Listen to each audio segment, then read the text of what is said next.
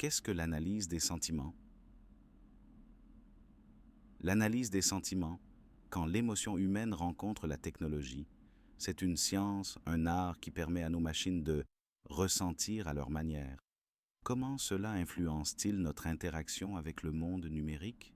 Comment cela fonctionne-t-il? Imaginez décrypter l'humeur cachée derrière chaque mot écrit, chaque commentaire laissé, chaque cri du cœur est évalué, interprété. L'intelligence artificielle ne se contente pas de lire, elle cherche à comprendre.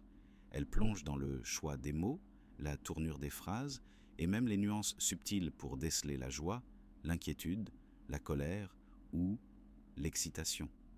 Quel type de données peuvent être analysées?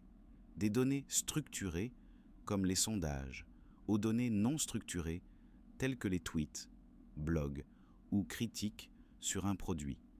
Même ce que nous pourrions considérer comme du bruit, des commentaires spontanés, des réactions émotionnelles, est une mine d'or pour l'IA.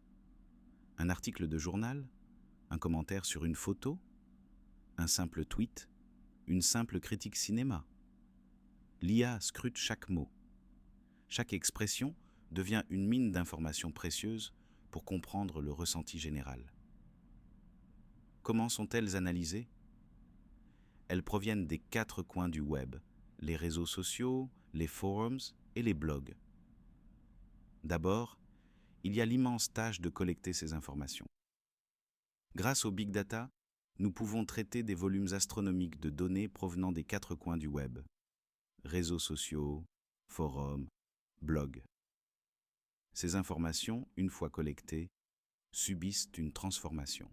Elles sont d'abord soumises à une analyse descriptive pour cartographier le paysage émotionnel actuel. Ensuite, une phase prédictive utilise les tendances passées pour esquisser l'avenir. Cette capacité à prévoir les émotions donne aux entreprises un avantage précieux pour devancer les attentes. Comment l'analyse des sentiments peut-elle être utilisée pour la proposition de valeur d'une entreprise? L'analyse des sentiments affine la proposition de valeur d'une entreprise. Il ne s'agit pas simplement de vendre un produit, mais de raconter une histoire qui résonne, qui émeut et peut leur permettre de tisser un lien émotionnel profond avec sa clientèle. En ajustant constamment leur offre en fonction des retours émotionnels, les entreprises deviennent plus proches de leurs clients, créant une valeur bien au-delà du produit lui-même. En comprenant les émotions des clients, une entreprise peut adapter ses offres, services et communications pour mieux répondre aux attentes et besoins émotionnels des consommateurs. Exemple concret, Netflix. Prenons Netflix. L'analyse des critiques et commentaires influence les recommandations, améliore les séries existantes et inspire même de nouvelles créations. Chaque fois que vous choisissez une série, faites une pause, ou même sautez une scène, vous donnez à Netflix une information précieuse. Ils analysent ces sentiments pour vous suggérer la prochaine série à binge-watcher ou pour décider quelle histoire mérite une suite.